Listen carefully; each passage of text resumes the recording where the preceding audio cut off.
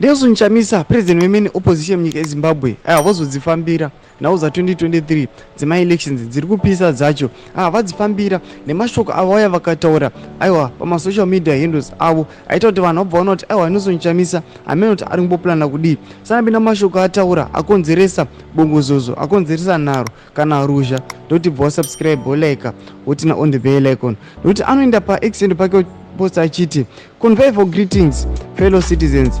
Tomorrow I'm going to release a special statement on the resolution of the 2023 August general elections.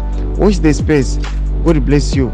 Ndo mashoko anotaura achiti aiwa muzora nhasi ada kuposta resolution panhau yema-elections akaitika muna 2023. Saka vanhu vane achimubvunza sani achipindura achiti my mandate is derived from being a presidential candidate and from the over 2 million votes even